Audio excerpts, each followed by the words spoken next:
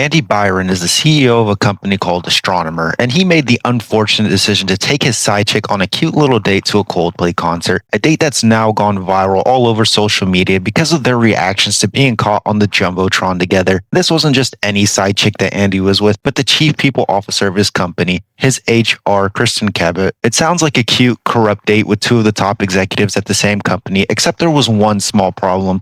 Andy Byron is married with a family and kids, but I guess this complete buffoon clearly thought he was built for self because he brought his chief people officer of all people out to the show for a little moonlight cuddling, and everything might have gone under the radar too for them if it wasn't for that giant meddling Jumbotron. The Kiss Cam or whatever equivalent Coldplay was running that night was panning over different couples when it zoomed in on these two lovebirds. What happened next is honestly art. A bunch of news stations jumped on this story and published this clip from the show everywhere. Yeah. Oh, look at these two. All right, come on. You're okay? Oh, what? Either they're having an affair or they're just very shy.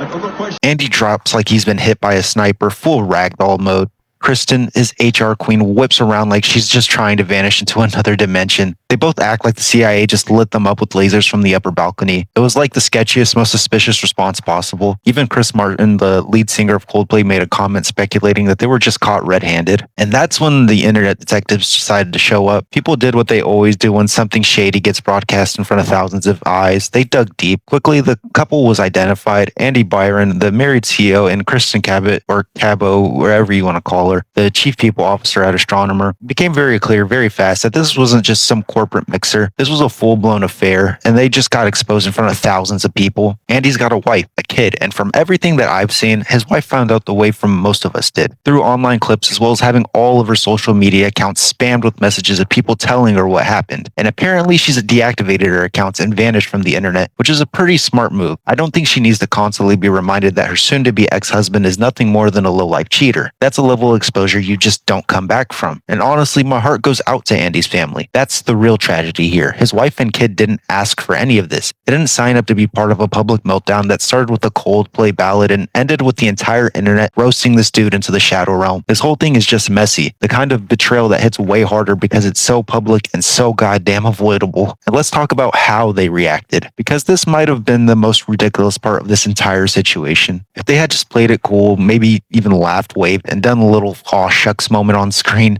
they probably would have gotten away with it. Like, sure, maybe a few people would have still sniffed something weird was going on, but it definitely wouldn't have blown up into a massive viral scandal. Instead, they panicked hard. Andy looked like someone hit him with a paralyzing spell, and Kristen turned around like she'd seen a ghost. And that's when people went, hold on, what's going on here? That one weird moment sent the entire situation spiraling. People figured out who they were, what their positions were, and most importantly, that this was not Andy's wife. So the fallout Astronomer came pretty quickly. The company placed both Andy and Christian on leave.